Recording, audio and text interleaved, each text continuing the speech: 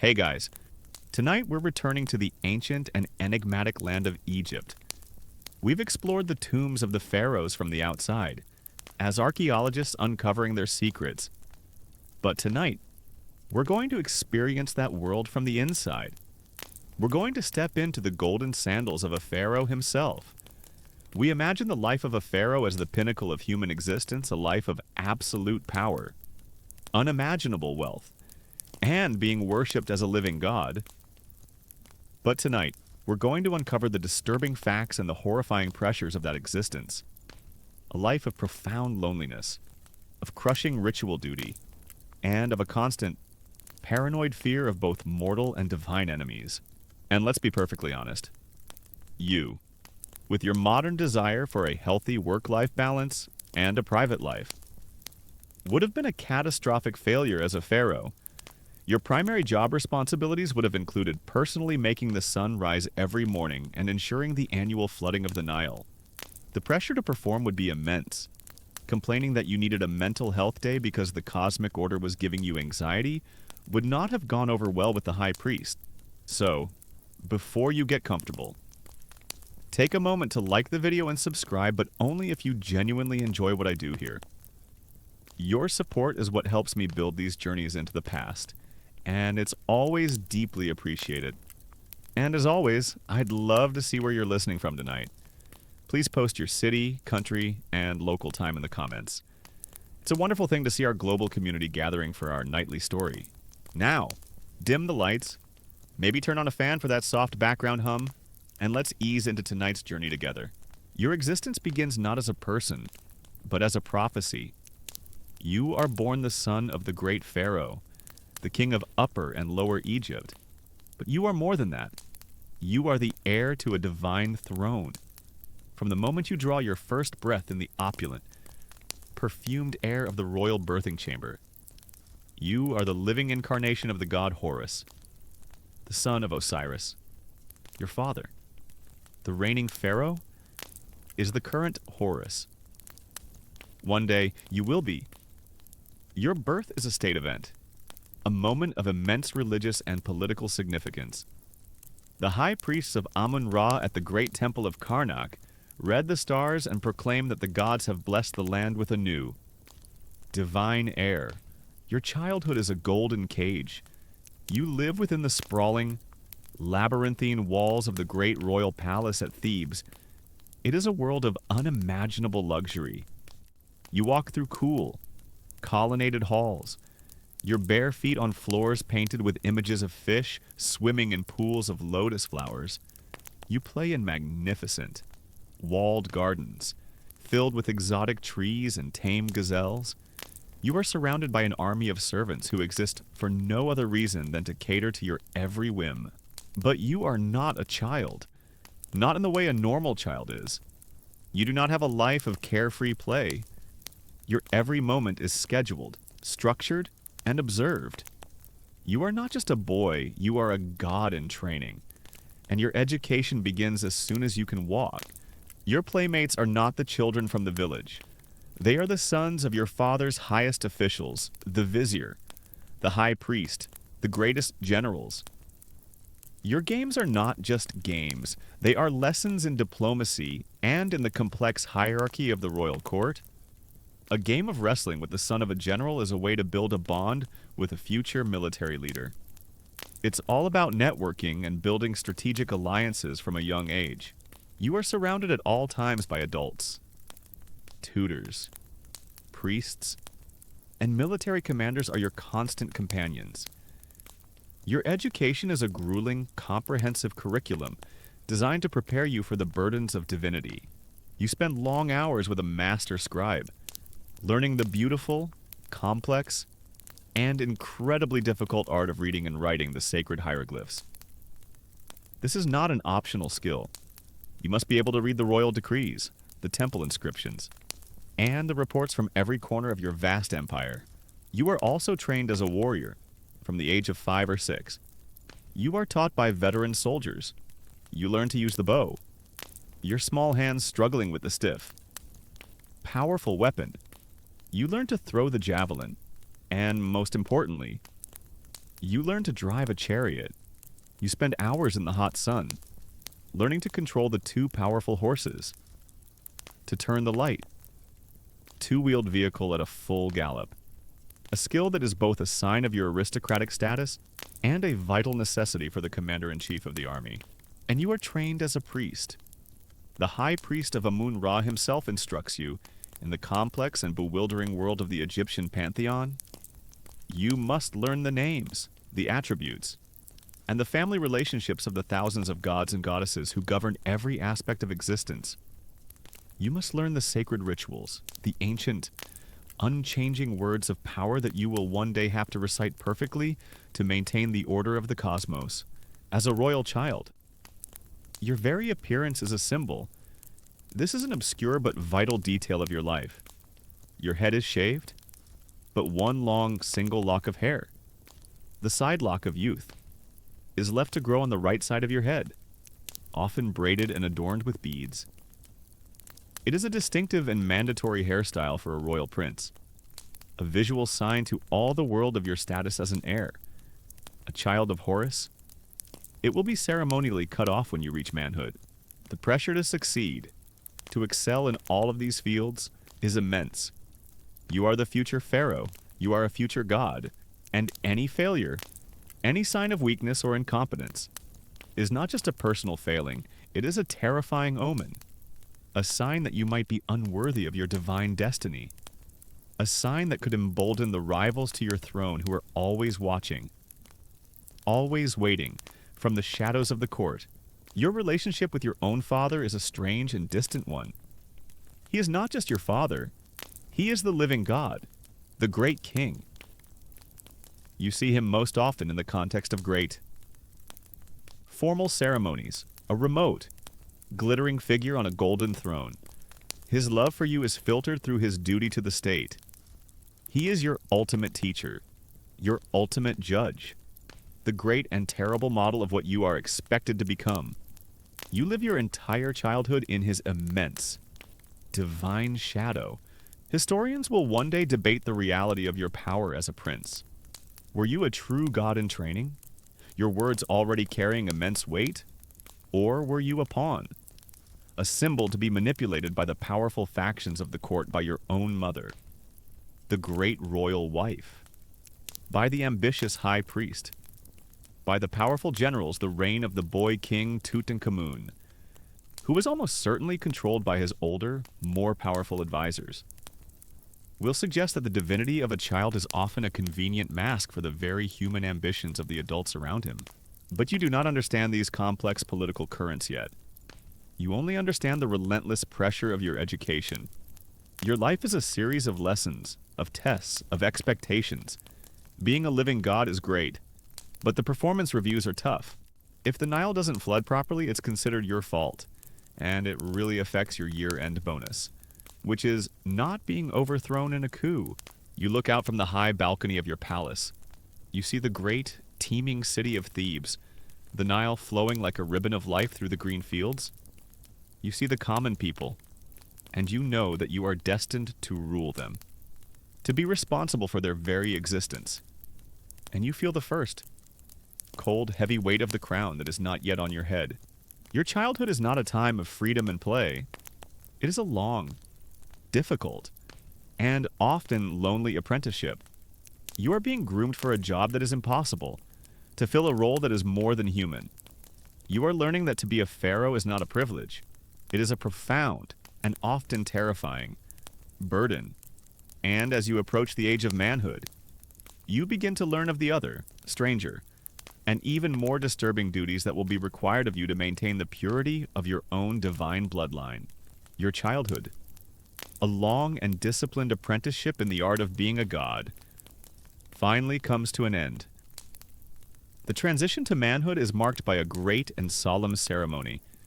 You kneel before your father, the pharaoh and the high priest of Amun-Ra, the long braided sidelock of youth, the symbol of your childhood that you have worn your entire life, is ceremonially cut from your head with a golden knife.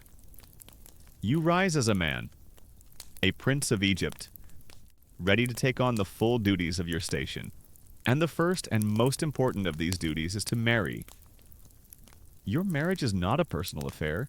It is an act of state, a matter of profound religious and political importance. And the choice of your bride has been decided for you since the day you were born. You are to marry your sister. This is the first and perhaps most disturbing fact of your royal life. In the world outside your palace walls, incest is a taboo, but you are not of that world. You are a god, and gods follow the rules of other gods, not of men. You are taught the sacred stories from the time you are a small child. You learn of Geb, the earth god, and his sister Nut, the sky goddess, whose union brought forth the great gods Osiris, Isis, Set, and Nephthys. You learn of Osiris and his sister wife, Isis, whose divine love and partnership created the model for all pharaonic rule. Your blood, you are told, is not the common, mortal blood of the people of Egypt. It is Ichor, the golden blood of the gods themselves, a direct, unbroken lineage from the sun god Ra, to marry a mortal, even the daughter of the greatest noble in the land, would be to dilute this sacred bloodline, to pollute your divinity, and so, to keep the bloodline pure, to maintain your connection to the gods. The pharaoh must marry his own kind. He must marry his sister. There is a cold, political logic to it as well. Your wife, the queen of Egypt, the great royal wife, will be a woman of immense power and influence. If you were to marry the daughter of a powerful general or a high priest, you would elevate her entire family, creating a new and dangerous rival faction at the heart of your court. But by marrying your own sister, you keep that power consolidated. You keep it within the single, divinely ordained royal house. It is a neat, simple, and self-contained solution to the problem of power.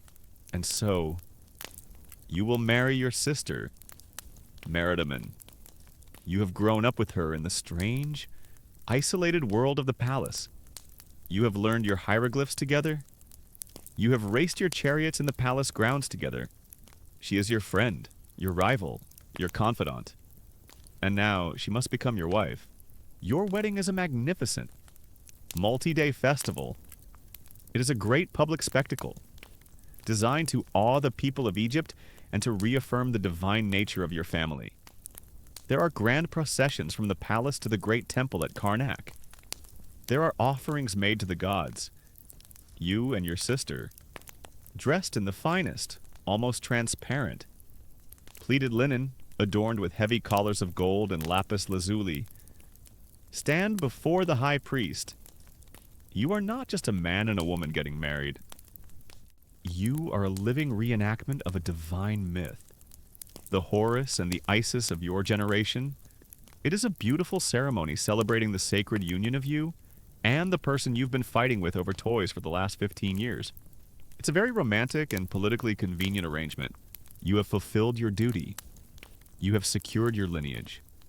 But as you settle into your new life as a married prince, you begin to see the dark, hidden price of this sacred purity. You begin to see the unhealthy truth of your family tree. You do not understand the science of genetics, of recessive genes and the dangers of a shallow gene pool, but you see the results with your own eyes. Your family, for all its divine blood, is plagued by a host of strange, chronic ailments. You see it in your uncles and your aunts, who often seem frail and sickly. You see it in the heartbreakingly high number of royal children who are born sickly and die in infancy. They're tiny, mummified forms placed in the great royal tombs, a silent testament to the fragility of your pure bloodline. You look at your own body. Perhaps you have a minor deformity that has been reframed by the court theologians as a sign of your divinity. And you think of the stories of your great ancestor, the boy king Tutankhamun. He was the product of a direct brother-sister union, and the physical evidence from his mummy tells a story of profound physical suffering. You have heard the reports from the priests who guard his tomb. He had a club foot and was forced to walk with a cane. He had a cleft palate. He suffered from a painful bone disease. The golden, godlike image on his famous mask concealed a body that was frail, inbred, and broken. This is the great, disturbing secret that lies at the heart of your divine family. The very act that is meant to preserve your godlike purity is, in fact, poisoning your bloodline from within. Leaving your family tree with too few branches, its leaves slowly withering. Historians and geneticists of the future will debate the true extent of this problem. They will ask how aware you and your people were of the consequences of this systematic inbreeding. Did you notice that your children were often sickly? Of course, but in a world without genetic theory, you would not have understood the cause. You would have seen it as the work of angry gods, or of black magic sent by your enemies. The ideological and political necessity of maintaining the purity of the divine bloodline was a force far more powerful than the observable, but misunderstood. Physical consequences. The first duty of your marriage is to produce an heir, another pure-blooded link in the great divine chain, your sister wife, the great royal wife, soon conceives. The entire nation waits and prays. And one day, she gives birth to a son. It is a moment of great celebration. You are a father. You have an heir. The dynasty is secure, but as you look at your own infant son for the first time, your joy is mingled with a cold, gnawing fear. You unwrap his linen swaddling, and you examine him with the critical, anxious eye not of a loving father, but of a breeder of livestock. You check his limbs. You look at his feet. You run your finger along his spine. You are searching for any sign of the physical weaknesses that you know run like a dark hidden river through your sacred family tree. He seems perfect. He seems strong. You feel a wave of relief. You have fulfilled your duty. You have created a new heir for the throne of Egypt. But you know that you have also passed on to him a terrible and inescapable legacy. You have passed on your own divine blood, a blood that is both a claim to a godly throne and a potential curse that carries with it the seeds of its own decay. You have secured the future of your dynasty. Your sister wife has given you a son, a healthy heir to carry the divine bloodline into the next generation. You have fulfilled your duty to your ancestors, but now you must face your much larger and far more demanding duty. You are not just a king and a father. You are the high priest of every god in Egypt, and your primary, unending, and exhausting job is to perform the daily rituals that keep the entire cosmos from collapsing into chaos. In the world you inhabit, the universe is a fragile and precarious thing. Its continued existence depends on maintaining Mayat, the ancient and sacred principle of truth, balance, order, and justice. The natural state of the universe is to slide towards Isfet, or chaos, the rising of the sun each morning, the annual life-giving flood of the Nile, the sprouting of the crops from the earth. These things are not automatic.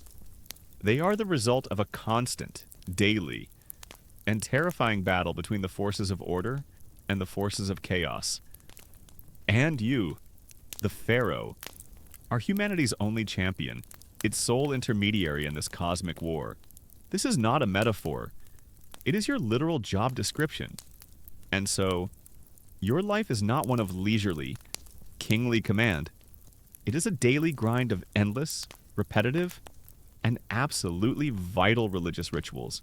Your day begins in the deep, star-filled darkness, 2 hours before the dawn. You are awakened not by a servant, but by a procession of pure ones, the Wab priests. Their bodies ritually cleansed, their heads shaven. They enter your chambers, their faces solemn, and begin the process of preparing you for your holy work. You are ritually washed with cool, sanctified water. You are dressed not in the golden regalia of a king, but in the simple, pure white linen robes of a priest. You are then led from your palace in a silent procession. You walk through the sleeping city of Thebes. your path lit by the flickering torches of your attendants. Towards the greatest and most sacred place on earth, the great temple of Amun-Ra at Karnak. You pass through the grate, looming pylons of the temple gate, into a world of colossal statues and towering stone columns that seem to hold up the very sky. You, the divine pharaoh, are the only living person who is permitted to enter the innermost, most sacred heart of the temple, the high priest of Amun. The most powerful religious figure in the land is, in theory, merely your deputy. He can only act in your name. You approach the great cedarwood doors of the sanctuary, the Holy of Holies, a simple clay seal, stamped with the mark of the temple, ensures it has not been disturbed during the night. You alone have the authority to break this seal. You do so, the Great. Heavy doors swing open, and you step from the outer world into the dwelling place of the god himself. The room is small and pitch black. The air is still, cool, and thick with the accumulated scent of 1,000 years of daily incense offerings. A rich, sweet, and heavy perfume. In the center of this sacred darkness stands the shrine, a great gilded box, and inside that box is the cult statue of Amun-Ra. This is not an idol. It is not a mere representation of the god, you believe, with every fiber of your being, that this small statue of gold and lapis lazuli is the literal, physical vessel for the Ka, the life force, of the great creator God himself. The god is sleeping in this shrine, and your first job of the day is to wake him up. You approach the shrine and, in a low ritual chant, you begin the ancient liturgy. Awake in peace, great Ra, you intone. The words are sacred, unchanging script. May you awake in peace. You slide back the heavy bolt of the shrine door. You open the doors, revealing the small, gleaming statue within. You then perform the intimate, daily toilet of the god. You are his chief and only valet. You ritually wash the statue with pure water. You dress it in fine, new linen cloths of different colors. You adorn it with jewels and perfumes. And then you must feed it.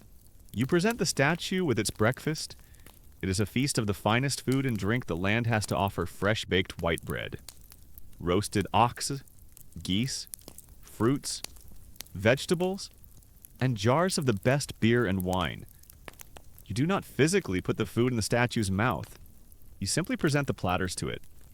And through a magical process, the god absorbs the spiritual essence, the Ka of the food, leaving the physical substance behind. This food, now imbued with the god's own essence, will later be taken by the priests and consumed by them as a holy sacrament. The reversion of the offerings, this entire complex and deeply sacred ritual must be performed by you, every single morning, without fail. For if you do not awaken the sun god, if you do not wash him, dress him, and feed him, he will not have the strength to begin his own daily journey. He will not rise from his bed in the east. He will not board his great solar bark and sail across the sky, and the world will be plunged into an eternal, terrifying darkness. The pressure is immense. It really motivates you to not hit the snooze button after the morning ritual is complete. Your day is filled with 1,000 other duties, many of them also ritualistic. You must preside over the courts of law, for you are the source of all justice. You receive ambassadors from foreign lands. You review the reports from your vizier on the state of the grain harvest and the collection of taxes. And you are a builder. A significant portion of your reign will be spent commissioning and overseeing the construction of new temples, new monuments, and, most importantly, your own tomb. This is not an act of vanity. It is a vital part of your duty to uphold Mayat. The great temples are the houses of the gods, the engines that keep the cosmos running. To build and to embellish them is to please the gods and to strengthen the order of the universe. In the evening, you must return to the temple, and you must perform the entire ritual in reverse. You present the god with his evening meal, you ritually undress him, remove his jewelry, and place him back in his shrine. You close the doors, slide the bolt, and place a new clay seal upon it, ensuring his sacred sleep will not be disturbed. You have put the sun to bed. This is your life, a relentless, repetitive, and deeply exhausting grind of sacred duty. You are trapped in a golden cage of ritual. There are no days off. There are no holidays. The cosmos does not take a holiday. Historians will one day debate how much of this daily ritual was truly performed by the pharaoh himself. On a practical level, it would have been impossible for you to be at every temple in Egypt every single day. The high priests of the local temples must have performed the daily rites in your name, but the temple reliefs, the great public statements of your faith, will always show you, and only you, making the offerings to the gods, because in the theology of your world, you are the only one who can. You are the source of all sacred action, and so you live, year after year, under this crushing weight of cosmic responsibility. You are the pillar that holds up the sky. You are the single warrior holding back the tide of chaos. And you know that any failure, a misspoken word in a sacred chant, a forgotten gesture in a ritual, a moment of impurity could have catastrophic consequences. The world is always teetering on the brink of disaster, and you are the only thing holding it back. You have fulfilled your divine duties. You have awakened the sun god. You have fed him, and you have put him safely to bed. You have performed the endless, intricate rituals that keep the great machine of the cosmos running smoothly. You have, by your actions, held the forces of chaos, of Isfet, at bay. You return to your palace, a sanctuary of earthly order that is supposed to be a reflection of the divine order you have just maintained. But you know, with the cold, hard certainty of a ruler, that this is a lie. The palace is not a sanctuary. It is the most dangerous place in all of Egypt. The cosmic chaos of demons and serpents is a distant threat. The human chaos of ambition, jealousy, and betrayal is right here, in the room next to yours, and it wears a familiar face. You are a living god, but you are also a man who sits on a throne of immense power and unimaginable wealth. And such a throne is a magnet for conspiracy. You learn very quickly that your greatest enemies are not the rival Hittite or Nubian kings. They are the people who share your own roof, who eat your own bread, who smile and bow to you every single day. You sit in your audience hall, and you look at the faces before you. You see your own brothers, the sons of your father by his lesser wives. They have the same divine blood in their veins. But they do not have the crown. They prostrate themselves before you. They call you the living Horus. But you see the flicker of resentment in their eyes. Each one of them is a potential rival, a man who believes he might make a better pharaoh than you. You see the high priest of Amun-Ra, a man of immense power and wealth in his own right. His loyalty is to his god, and to the vast temple estates that are his personal empire. You know that if you were to appear weak, or if you were to try and curtail the power of his priesthood, he could easily receive a divine message from the god Amun, declaring that you have lost the favor of the heavens and that a new, more pious, and more generous pharaoh is required. And then there is the harem. The royal harem is not the perfumed den of pleasure that outsiders might imagine. It is the political and emotional heart of the palace, and it is a hotbed of intrigue. You have many wives, as is your right. You have your great royal wife, your sister, who is your partner in ritual and in power. But you also have dozens of lesser wives, women taken from the families of powerful nobles or as tribute from foreign kings. And each of these women has her own ambitions. And her greatest ambition is for her own son to one day wear the double crown of Egypt. This is a common and terrible fact of your life. Your own large and complex family is the greatest threat to your existence. The history of your own dynasty is filled with whispers of palace coups, of mysterious deaths, of brothers plotting against brothers. Being a pharaoh means you have a very large and loving family. Many of your loving family members also have a strong, vested interest in your sudden and unexpected death. Holiday dinners are tense. You are living the very reality that will one day be meticulously documented on a papyrus scroll after the death of the great pharaoh. Ramesses III, you are living the harem conspiracy. It begins with a whisper. A report from one of your loyal spies in the palace. He tells you that one of your lesser wives, a woman of great beauty and ambition, has been holding secret meetings. She is gathering a following among the other discontented women of the harem and the officials of the court. She believes that her son, a handsome and popular, if weak-willed, prince, should be the heir to the throne and not your own chosen successor, the son of your great royal wife. At first, you might dismiss it as simple gossip, the usual cattiness of the harem, but the reports continue. The conspiracy is growing. She has won over a high-ranking general of your army. She has enlisted the help of the chief of the treasury. The web of treason is being woven through the very heart of your administration. And the plot is not just one of simple assassination. This is where the true, disturbing nature of the Egyptian court reveals itself. The conspirators are also using black magic. This is an obscure but vital detail of the plot against Ramesses III. Your spies tell you that one of the plotters, a royal butler, has obtained a book of powerful, forbidden magic from the royal library. They are making wax figurines of you and your loyal guards. They are inscribing these figures with evil spells, designed to paralyze your limbs, to weaken your will, to make you magically vulnerable to their attack. They are not just trying to kill your body, they are trying to destroy your soul. The paranoia becomes a poison that infects your every waking moment.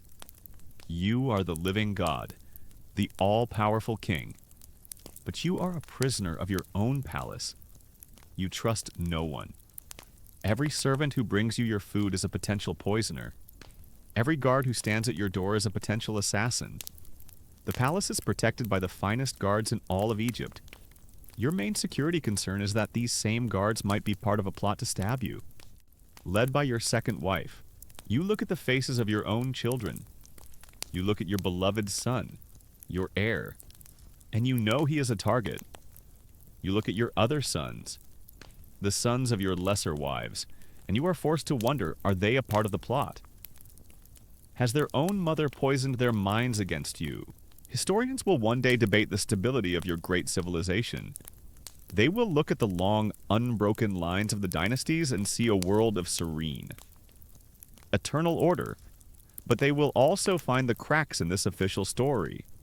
They will find the records of plots like the one you are now facing, and they will argue whether your world was one of true stability or whether the official history is just a carefully constructed propaganda. A story that papers over a much more violent and chaotic reality of constant plotting and assassination. The conspiracy is now reaching its final stages. Your spies bring you the terrible news the day has been chosen, during a great festival, now when the palace is in a state of chaotic celebration. A group of men plan to create a diversion, an uprising in the city. While another group of assassins will use the confusion to enter your private chambers and kill you, you are a god. You are the Horus, the living son of Ra. But you are also a man of flesh and blood, and you know that a simple bronze dagger, wielded by a man whose loyalty has been bought by your treacherous wife, can kill a god just as easily as it can kill a common farmer. You sit on your great throne in your audience hall. You are surrounded by the splendor of your court, the high officials, the priests, the generals. They are all there. Their faces masks of loyal deference, and you look out at them, and you know that among them are the men who are planning to murder you. The whisper of the harem conspiracy has become a roar in your own mind. You have spent your life performing the rituals to protect the world from the great cosmic forces of chaos. Now, you must act as a simple mortal king. You must move swiftly, and you must be utterly ruthless. If you are to crush the human chaos that is about to consume your own house, you have survived the secret war within your own palace. The harem conspiracy has been crushed, the traitors dealt with, your throne secured. You have proven yourself a master of the quiet, shadowy game of intrigue, but a pharaoh cannot rule from the shadows alone. You are the mighty bull, the protector of Egypt, the warrior king. And when a threat appears on the borders of your empire, you must leave the perfumed comforts of the palace and lead your army into the red, dusty, and bloody chaos of the battlefield. A dispatch arrives from your fortress on the Syrian frontier. The great enemy, the Hittite Empire, is on the move. They are massing their armies, threatening your vassal states. War is inevitable. Your duty is clear. You must lead your army in person before you leave. You walk through the great hypostyle hall of the temple at Karnak on the massive stone walls. Your father and your grandfather have carved the stories of their own great victories. You look at the magnificent, larger-than-life reliefs. You see your grandfather depicted as a giant, standing in his chariot, his great bow drawn, single-handedly scattering 1,000 terrified enemies before him. You see him holding a group of captured chieftains by the hair, his mace raised to smite them. The art is serene, orderly, and depicts a battle that is a kind of divine. Effortless ballet of victory. This is the official, eternal story of a pharaoh at war. You are about to learn that it is a beautiful, heroic, and absolute lie. You muster your army. It is a magnificent sight. Thousands of disciplined infantry, their bronze-tipped spears glinting in the sun, and the heart of your power, the elite of your army, the chariot corps, hundreds of light, two-wheeled chariots, each manned by a driver and a warrior, each pulled by two powerful, spirited horses. You take your place in your own royal chariot. It is a masterpiece of the chariot maker's art, its wooden frame overlaid with gleaming gold leaf. But as you stand on its simple, leather-strapped floor, you are acutely aware of how small and fragile it is. It is not an armored tank. It is a light, fast, and terrifyingly vulnerable platform from which you are expected to fight. Your Imperial War Chariot is a masterpiece of lightweight design. It's fast, it's maneuverable, and it has the structural integrity of a wicker basket. It's important not to hit any bumps. The army marches for weeks, a great slow-moving river of men and animals, across the harsh, dry desert of the Sinai, and into the lands of the Levant. Finally, your scouts bring the news the Hittite army is near. The battle will be joined tomorrow, that night. You do not sleep. You sit in your campaign tent, consulting with your generals, your mind a swirl of strategy and of a cold. Hard fear you cannot show to anyone. The next morning, you are arrayed for battle. You wear the capreche, the blue war crown. You take up your powerful, composite bow. You stand in your chariot, your driver beside you holding the reins. And the signal is given. The trumpets sound, a high brazen blast, and the great Egyptian chariot corps begins to charge. The ground begins to shake. The sound is a deafening thunder. The sound of 1,000 chariot wheels and 4,000 hooves pounding the earth. You are at the very front of the charge. The living incarnation of the god of war, Montu. And then the reality of battle hits you.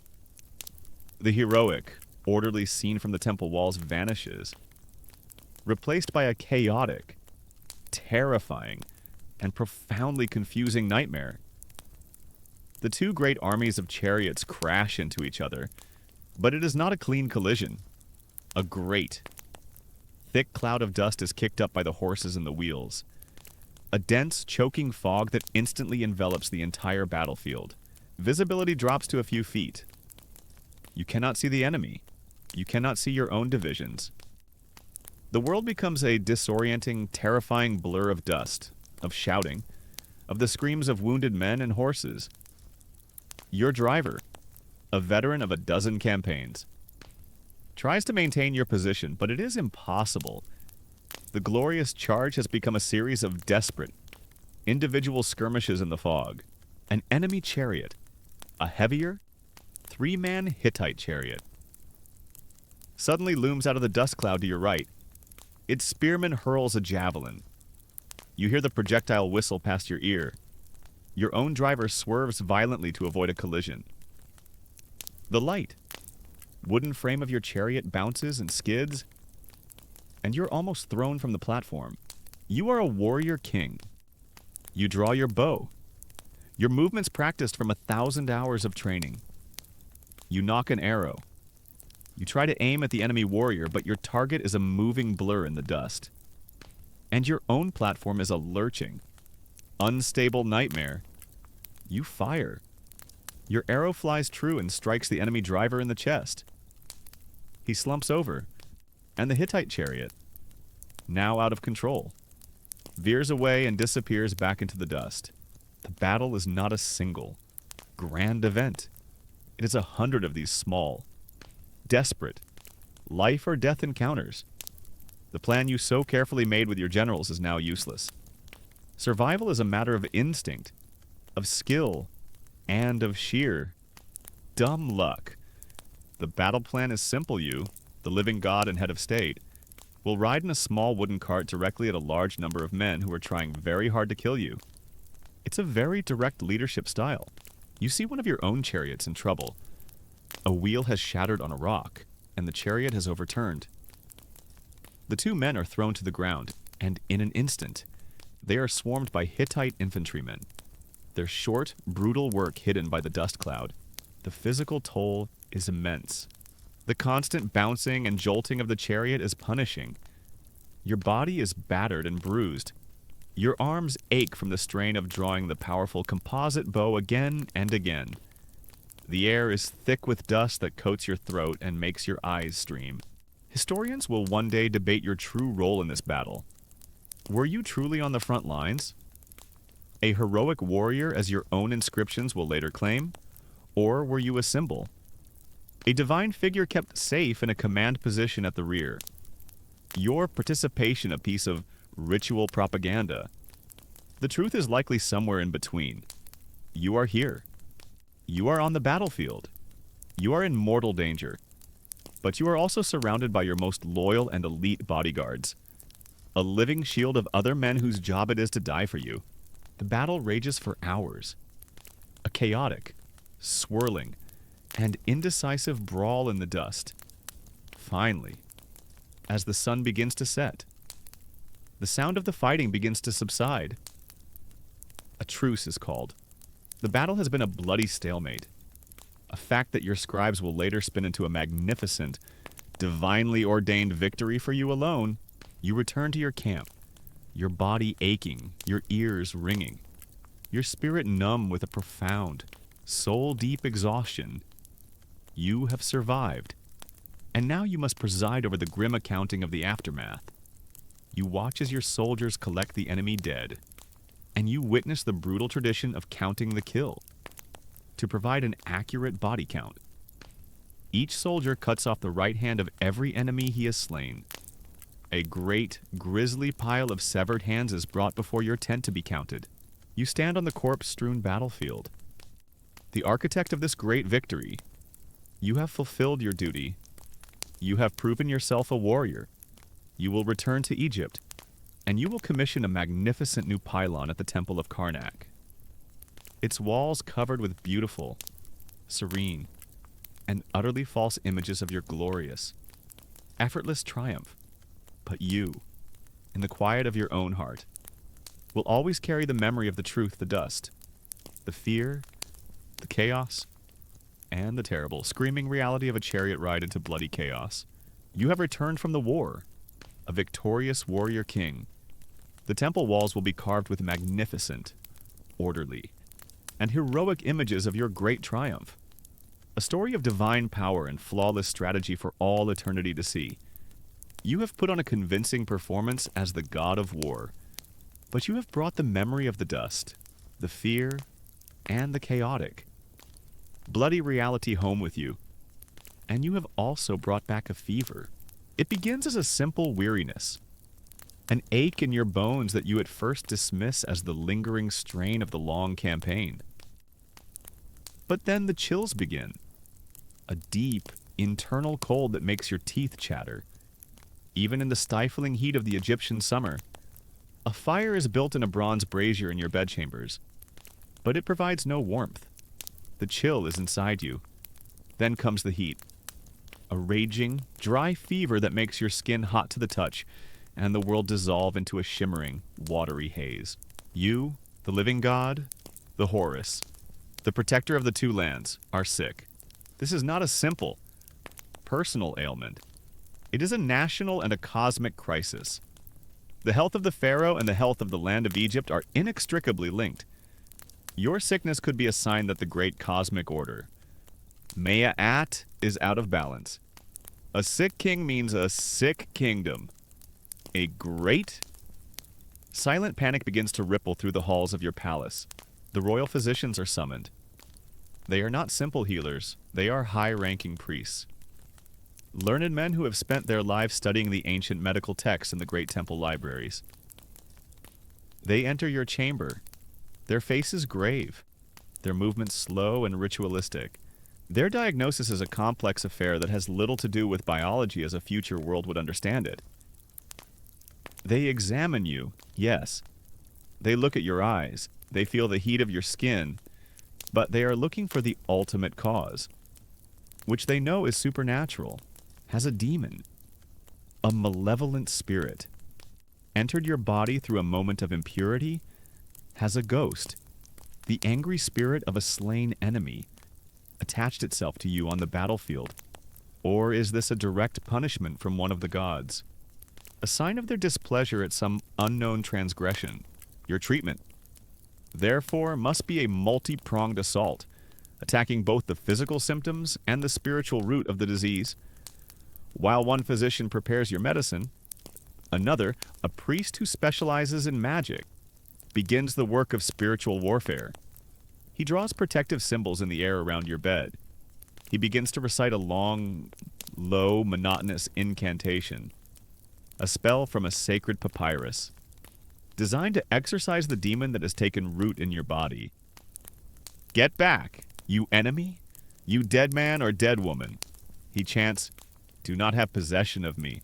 Meanwhile, the chief physician is preparing your cure, and you are about to experience the strange, bizarre, and often disgusting reality of ancient Egyptian medicine. The great medical texts, like the Ebers Papyrus, are filled with a vast pharmacopoeia of remedies. Some of these are based on sound, practical herbalism that a modern scientist would recognize. Many others are based on a different kind of logic, the logic of magic, of symbolism, and of things that are simply profoundly weird. The physician determines that your body needs to be purged of the evil that has entered it. He prepares a powerful laxative for you. He mixes a number of herbs, but the active and most disturbing ingredient is crocodile dung. He mixes the dried and powdered dung with a bit of fermented dough and forms it into a small pellet, which you must swallow.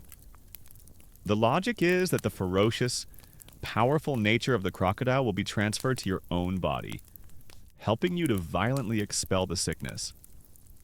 The Egyptian pharmacopoeia is very organic and all-natural.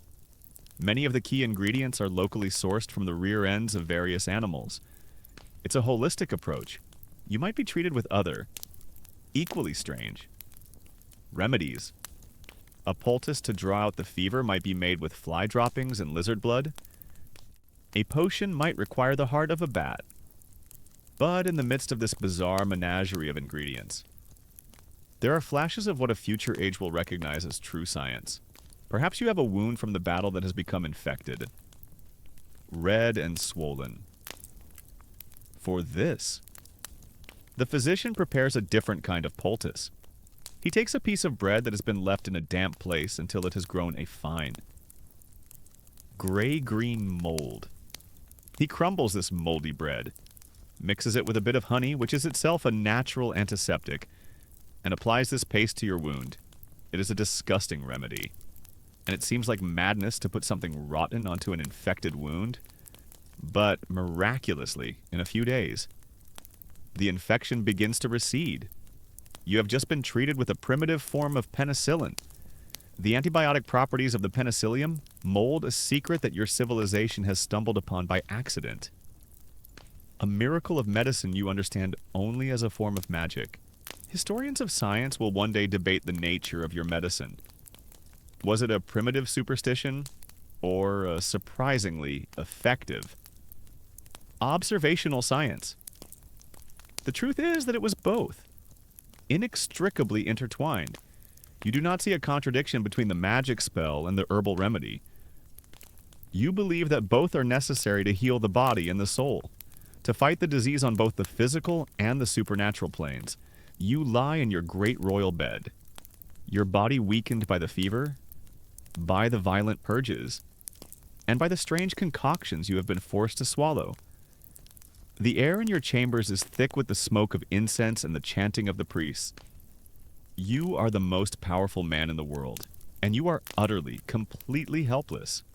Your life in the hands of a strange mixture of brilliant observation, bizarre superstition, and pure, dumb luck. After several days of this intensive treatment, your fever finally breaks. You awaken one morning drenched in sweat, but your mind is clear and the burning heat is gone. You have survived.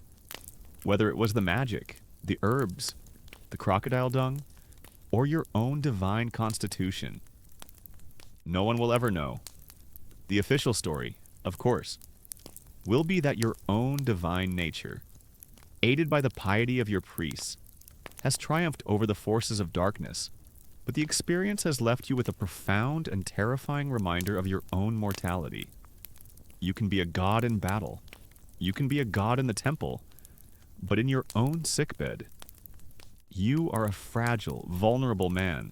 This realization, this brush with your own mortal end, hardens your resolve. It focuses your mind on the single most important project of your entire reign, the one great work of engineering that can truly defeat death and ensure your eternal survival. You have recovered.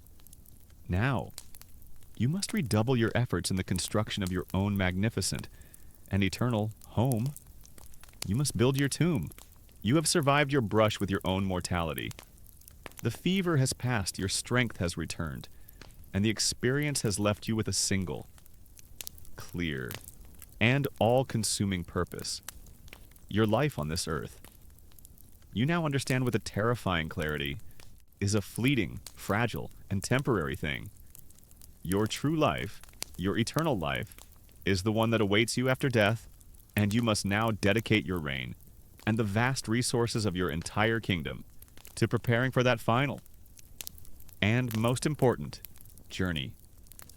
You must build your tomb, your palace. The house of life is a place of wood and mud brick and painted plaster. It is designed to last for a single lifetime. But your tomb, your house of eternity, must last for millions of years. It is to be your most important legacy, a perfect and indestructible vessel that will protect your body and your soul on its long journey through the underworld to the paradise of the Field of Reeds. As soon as you become Pharaoh, you start on your most important public works project, your own tomb. It's a combination luxury bunker and 5-star hotel for your corpse. It's a major infrastructure investment. You do not build a great pyramid, as your ancestors of the Old Kingdom did. Those magnificent monuments, were a spectacular failure. They were too obvious, too grand, and they acted as great, shining beacons for the tomb robbers who inevitably came and plundered them of their treasures. Your generation of pharaohs, the great rulers of the new kingdom, have learned from these mistakes. Your tomb will be a secret one, its entrance hidden, its chambers cut deep into the rock of a remote, desolate, and sacred valley on the west bank of the Nile. Across from your great capital city of Thebes, it is the place known today as the Valley of the Kings. You make a royal inspection of the work, which began the very year you ascended to the throne. You travel by royal barge across the Nile, from the land of the living on the east bank to the land of the dead on the west. You then proceed by litter into the valley itself. The place is a vision of sun-baked desolation. It is a silent, barren, and forbidding landscape of towering, honey-colored limestone cliffs and dry, gravelly wadis. The air is still and incredibly hot. There is no sign of life. It is the perfect, quiet, and isolated place to hide the bodies of kings. The work on your tomb is not done by common slaves or conscripted peasants. It is far too important and far too secret for that. It is undertaken by a special, elite, and highly privileged community of royal workmen. This is an obscure but vital detail of your world. These men, the stonemasons, the plasterers, the draftsmen, the sculptors, the painters live with their families in their own purpose-built and completely isolated village. A place called Pas de Mi, known today as Deir el Medina. They are not slaves. They are skilled, well-paid state employees. They are literate. They have their own courts, their own doctors. But their village is also a gilded prison. They are forbidden from leaving, forbidden from speaking of their work to any outsider. The secrecy of your tomb is their most sacred duty, and the penalty for breaking that silence is a swift and terrible death. You arrive at the site of your tomb. Its entrance a simple, dark hole in the base of a great cliff. The sound of the work echoes from within the constant. Rhythmic clink. Clink. Clink of bronze chisels on limestone. You enter. Your path lit by the flickering, smoky light of oil lamps. The first stage of the work is the quarrying, the carving of the great corridors and chambers from the living rock. You watch the teams of laborers at their grueling work. They use simple tools like hard bronze chisels, heavy stone mauls, and wooden levers. They are chipping away at the rock, foot by painful foot, creating the long, sloping corridors and the grate, vaulted chambers that will make up your eternal home. The air is thick with a fine, white limestone dust that coats everything and makes breathing difficult. It is a slow, painstaking, and incredibly laborious process that will take years, even decades, to complete. As you walk deeper into the tomb, you enter the sections where the quarrying is finished. Here. The next stage of the work is underway. The rough, chiseled rock walls have been covered with a smooth, flawless layer of gypsum plaster, creating a perfect white canvas for the artist who will follow. And in the deepest, most complete chambers, the final, most glorious work has begun the decoration. This is the heart of your tomb's magic. The walls are not to be left bare. They are to be covered from floor to ceiling with the texts and the images that will guide and protect you on your journey through the underworld. The process is meticulous. First, a master scribe, a draftsman, lays out the design, using a string dipped in red ink. He snaps a perfect grid onto the white plaster walls. Then, with a fine reed brush, he sketches the outlines of the hieroglyphs and the figures of the gods in red ink. An even more senior scribe comes after him, inspecting the work and making corrections in black ink. Then come the sculptors. With delicate chisels, they carefully carve the outlines into the plaster, creating beautiful, shallow reliefs, either raised from the surface or sunk into it. And finally, come the painters. They take their palettes of ground minerals black from soot, white from gypsum, red and yellow from ochre, green from malachite, and the precious, impossibly vibrant blue from lapis lazuli imported from the distant mountains of Afghanistan, and they begin to bring the walls to life. The interior design of your tomb is very important. The walls are covered with helpful spells and a complete guide to the underworld. It's like a travel guide, but for the afterlife. And if you misread a sentence, you get eaten by a demon. You stand in a finished chamber, holding your lamp high, and you are surrounded by a world of magic and color. You see your own image, depicted not as you are, a mortal man, but in your idealized divine form. You see yourself standing before the great gods of the underworld, Osiris, the king of the dead, Anubis, the jackal-headed guide, and Thoth, the ibis-headed scribe who records the judgment. You see the scenes from the great sacred texts, the Book of the Dead, the Amduat, detailing the perilous journey your soul must take through the 12 hours of the night, fighting off demons and monsters. Before it can be reborn with the sun, God Ra, in the morning, your tomb is a resurrection machine. Its every image, every word, is a spell, a piece of a great, complex, magical engine designed to ensure your successful transition into a glorious and eternal afterlife. Historians will one day debate the meaning of the small changes and corrections they find on these walls. They will see where one god's name has been plastered over and replaced with another, and they will argue about what this means. Did the theological doctrines of your kingdom change during the long decades of your tomb's construction? Or was it simply a human error? A scribe making a mistake that had to be corrected. The walls of your tomb are not just a static blueprint. They are a living document, a record of the long, slow, and human process of their own creation. You spend your entire reign overseeing this great, monumental, and deeply personal project. The cost is immense, the wages of hundreds of elite craftsmen for 40 years, the price of the precious, imported materials, the vast quantities of food, drink, and supplies needed to sustain the secret village of your tomb builders.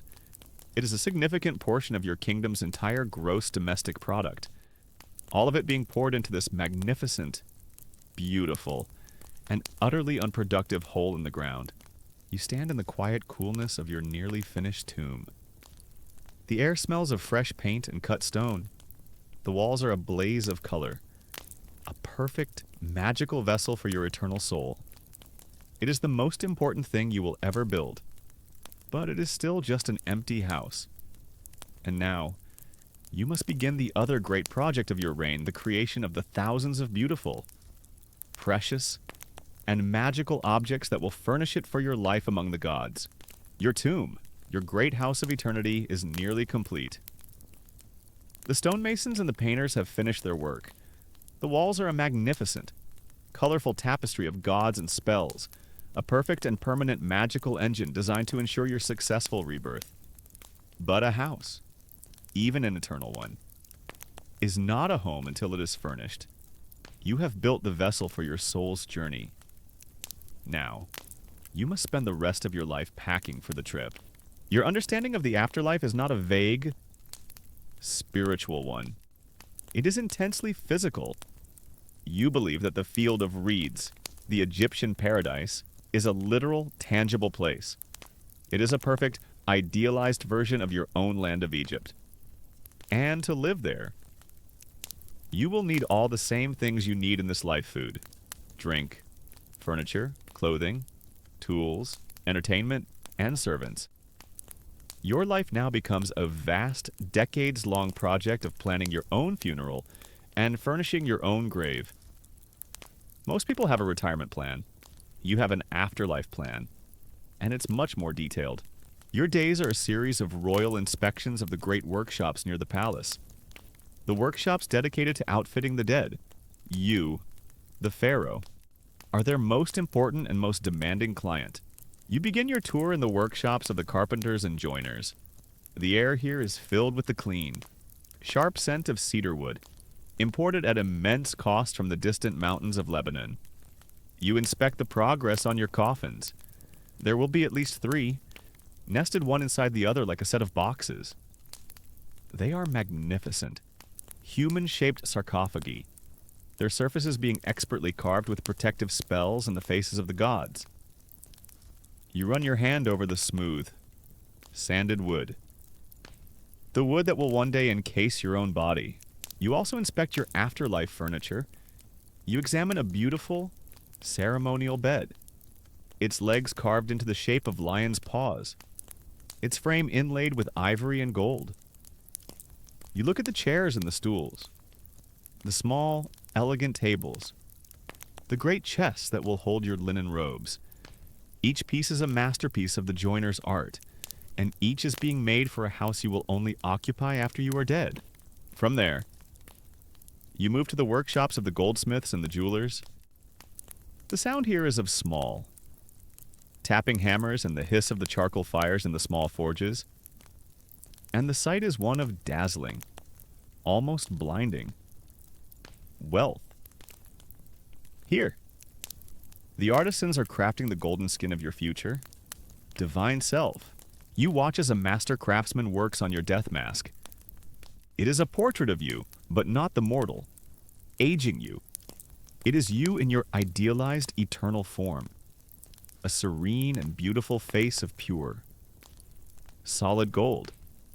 With eyes of lapis lazuli and obsidian, it is the face you will wear for all eternity.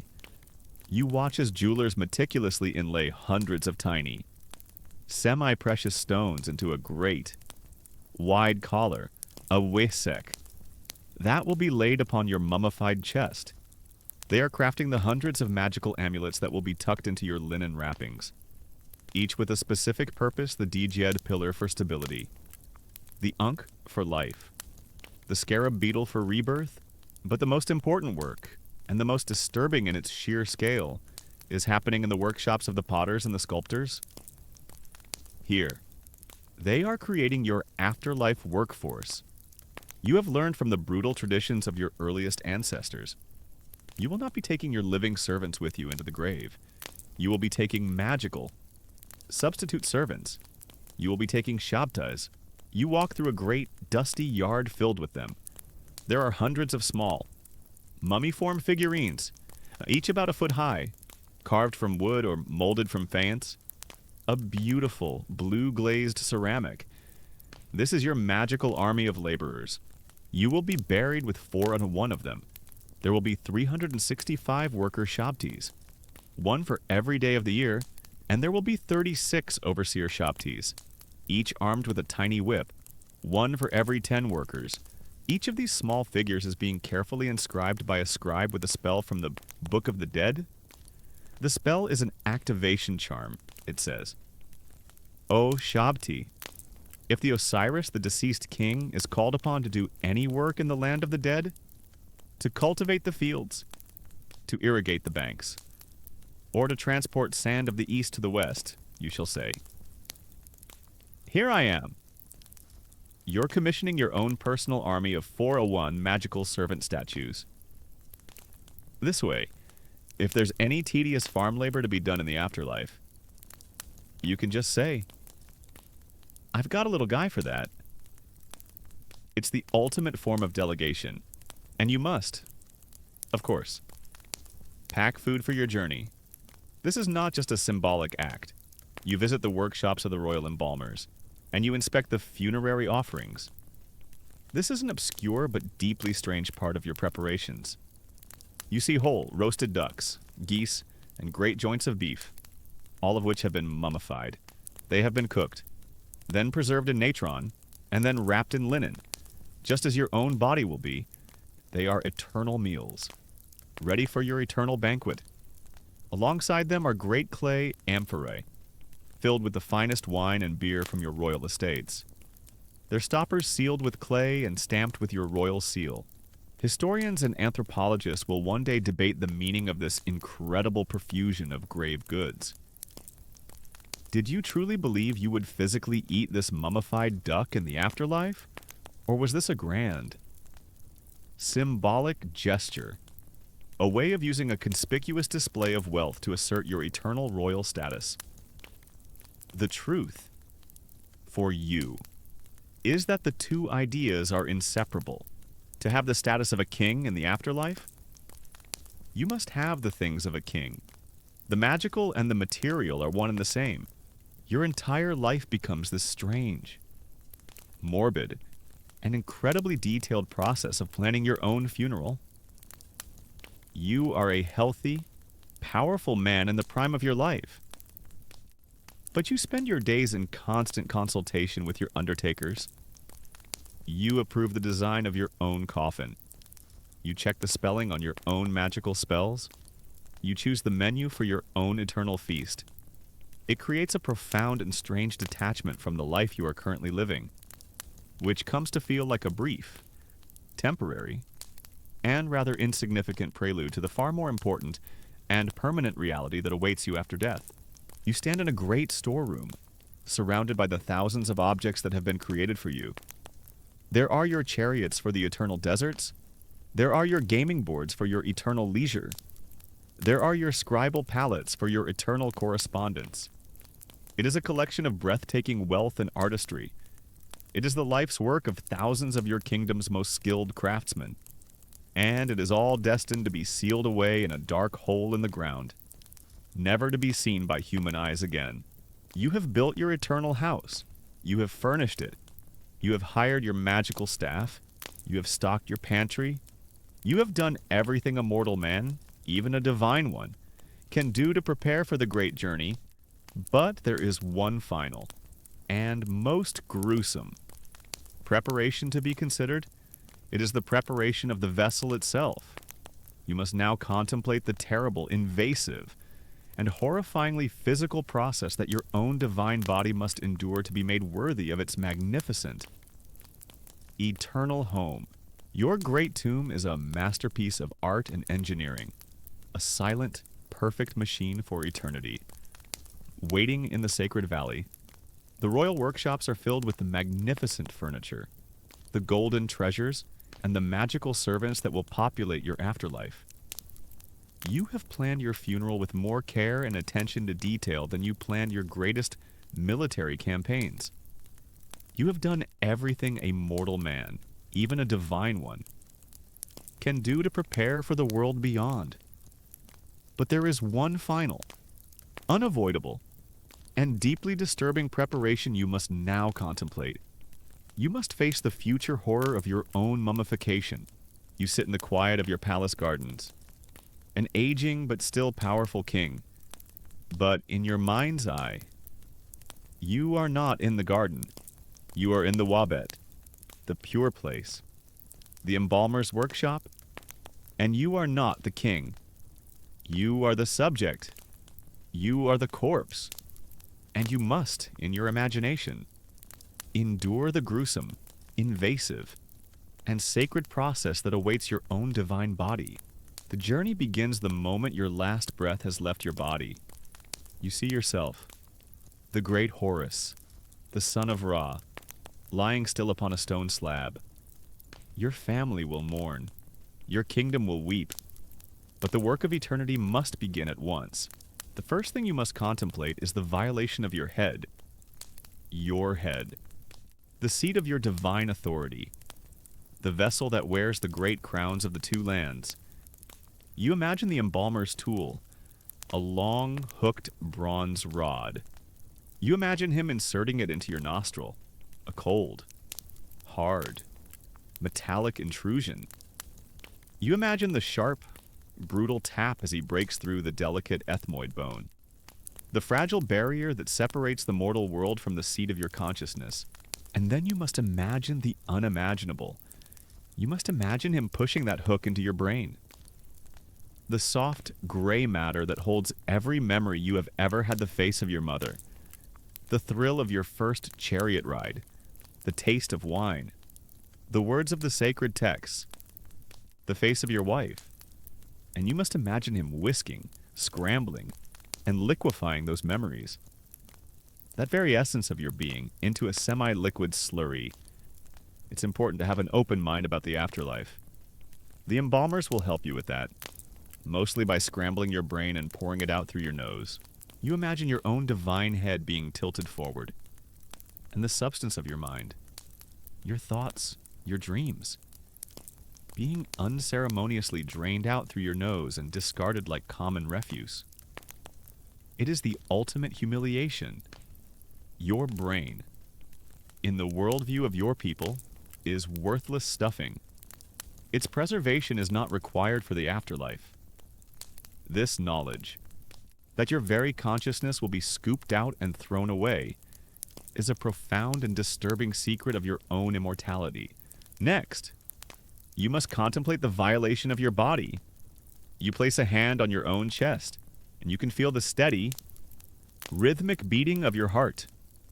You imagine the embalmer's knife, a blade of sharp, black obsidian, as it makes a long, clean incision in your left flank. You imagine the stranger's hands, ritually purified but still the hands of a common man, reaching deep inside your sacred torso.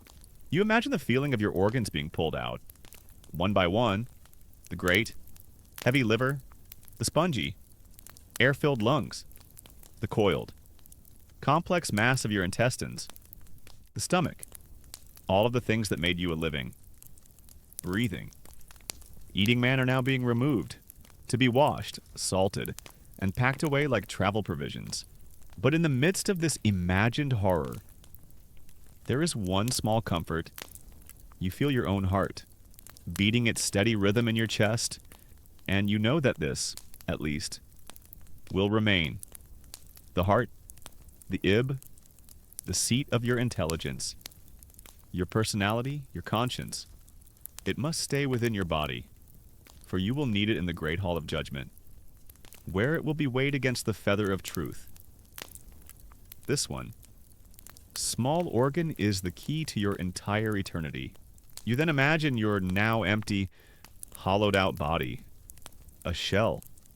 You see it being taken and laid upon a sloping bed, and you see the embalmers piling a mountain of dry, white, crystalline natron salt over you.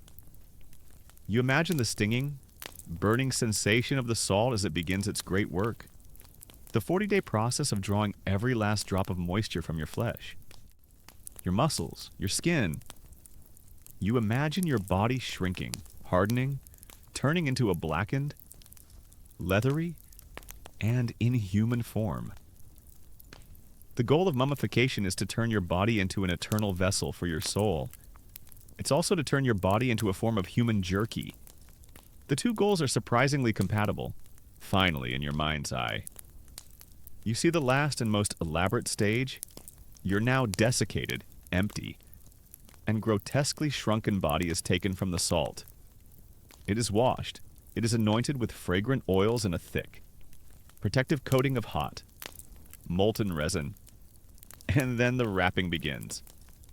You imagine the priests, their hands moving with a practiced, ritual grace as they wrap each of your fingers, each of your toes, individually, before encasing your entire body in hundreds of yards of the finest, whitest linen. They place the magical amulets between the layers, the stone scarab over your silent heart, the eye of Horus on your chest. They are building you a new, magical, and eternal body out of linen and spells. And at the very end, they will place the great, heavy, solid gold death mask over your face, a perfect, serene, and godlike portrait that hides the shrunken, blackened reality beneath. This is the great paradox at the heart of your faith: to become an immortal, perfect, and unchanging God.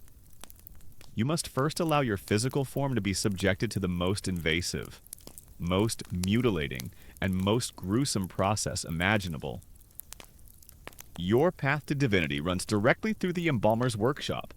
Historians and theologians will one day debate the psychological impact of this belief system. Was this constant, lifelong focus on death and the afterlife a morbid obsession that cast a pall over Egyptian life? Or was it, as many will argue, the ultimate expression of a love for life? A belief so powerful that it sought to project life into eternity. A system designed not to glorify death, but to utterly and completely defeat it. You sit in your garden, the living, breathing, mortal king. You feel the warm sun on your skin. You smell the fragrance of the lotus blossoms in your pool, and you contemplate the future horror of your own preservation with a strange, detached calm. It is a terrible price to pay for eternal life. But you are a pharaoh, and you are willing to pay it. You have built your eternal house. You have furnished it with all the treasures of your kingdom. You have planned for the magical reanimation of your senses, for the servants who will work for you, for the food you will eat, and now you have faced in your own mind the grim and necessary process that your own body must endure. You have prepared for everything, but as you look at your own son, your heir, playing by the side of the pool, a final, nagging, and deeply human anxiety remains. It is a fear that no amount of magical spells or mummified offerings can ward off. It is the fear for the future of the kingdom itself. What good is an eternal paradise if the great land of Egypt, the legacy you must leave behind, falls into chaos and ruin at the hands of an unworthy successor? You have prepared your eternal home. You have furnished it with a god's ransom and treasure. You have even, in the quiet, dark places of your own mind, faced the grim and gruesome reality of your own future mummification. You have done everything a man can do to conquer death, to ensure your own personal, glorious immortality. You have built a perfect and unbreachable fortress for your own soul. But you are a pharaoh, and your duty is not just to yourself. You are the shepherd of the nation, the guardian of the two lands. And as you enter the long, slow twilight of your reign, a new and final anxiety, one that is perhaps the most disturbing of all, begins to consume you. It is the fear of a ruinous successor. You look at your son, your firstborn, the heir to your divine throne. You see a young man who has been raised in the lap of unimaginable luxury. He is the product of your sacred, yet unhealthy, family tree, and you are beginning to see the flaws. Not just in his body, but in his character. You have given him the finest education in the land. He has been tutored by the wisest priests, trained by the greatest generals. But you see in him a deep and troubling lack of the one quality that is essential for a pharaoh, a reverence for Maat, for the delicate cosmic balance that you have spent your entire life struggling to maintain. You see in him an arrogance, an impatience, a fondness for the easy pleasures of the court and a disdain for the hard, grinding, and repetitive work of ritual and administration. You've spent 40 years fighting wars, appeasing gods, and planning your funeral to ensure stability. Now you have to hand the keys to the kingdom over to your son, whose main skills are chariot racing and chasing servant girls. The future of the empire is in great hands. You try to prepare him. In an attempt to ensure a smooth transition, you might elevate him to be your co-regent, a practice some of your great ancestors have used. You give him a share of the power. You allow him to sit beside you in the audience hall, to learn the craft of kingship firsthand, but this proximity only serves to deepen your fears. You watch as he deals with a petition from a poor farmer whose land has been stolen by a powerful neighbor, where you would listen with a patient, judicial ear. He is dismissive, impatient with the man's rambling story, and he rules in favor of the powerful noble. Not because it is just, but because it is the easier path. You see him in the temple, his mind clearly wandering during the sacred rites, his gestures sloppy, his responses to the priests rote and uninspired. He does not feel the weight of the cosmos on his shoulders. He sees the rituals not as a vital, world-sustaining duty, but as a boring chore to be endured before the evening's feast. This is the great, terrible secret that you must now carry in your own heart. The heir to your throne, the man who will one day be the living incarnation of Horus, is unworthy. What can you do? The line of succession is a sacred, powerful thing. He is your firstborn son by your great royal wife, your own sister. His claim is divine, absolute. To pass him over in favor of a more competent younger brother or a brilliant nephew would be to shatter the sacred order of inheritance. It would be an open invitation to a dynastic struggle, a civil war that could tear the kingdom apart. The very chaos you are trying to prevent. You are trapped. You must hand the kingdom over to the man you know is least fit to rule it. Historians will one day study the great, sweeping cycles of your civilization. They will see the long periods of stability and prosperity, the great kingdoms, followed by periods of decline, of chaos, of civil war, the intermediate periods. They will debate the causes of these collapses. Was it the pressure of foreign invasions? Was it the slow, inexorable effects of climate change? Or was it, as you now fear, something much simpler? Was it the simple, human failing of a single, weak or foolish man? A ruinous successor who, in a single generation, could undo the work of a dozen great ones. Your greatest fear is not being eaten by a demon in the underworld. It's that after you're gone, your entire legacy of maintaining cosmic balance will be undone because your heir decides to spend the treasury on a new collection of pet baboons. You lie in your great bed at night. You are old, and your own death is a near and familiar presence, but you do not fear it. You have prepared for it. Your house of eternity is waiting for you. You are filled with a different and much greater fear. You fear for Egypt. You have spent your entire life. You have fought wars. You have performed the endless rituals.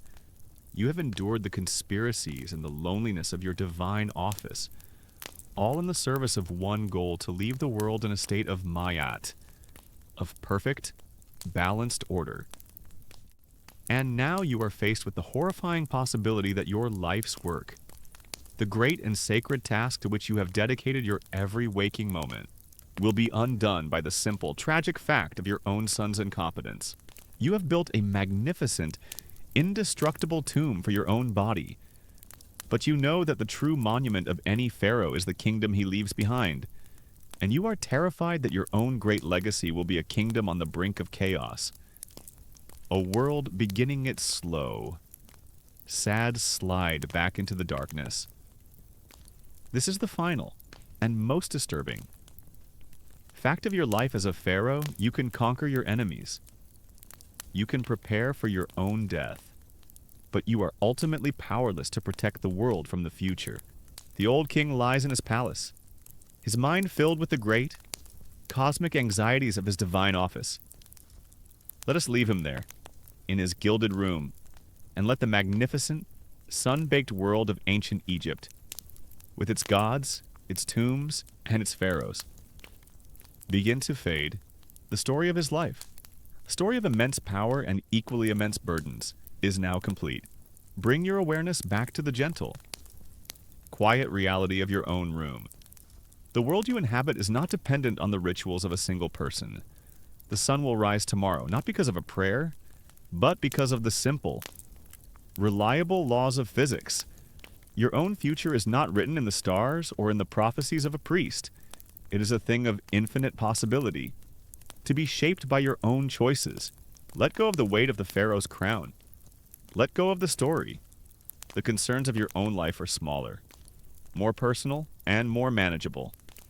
And for tonight, they too can be set aside. Your only duty now is not to the cosmos, but to yourself. Your duty is to rest. Allow the peace of the present moment to settle over you. Feel the simple comfort of your bed, the quiet rhythm of your own breathing, and let yourself drift on a calm and gentle current into the deep, restorative, and peaceful sleep that you have earned.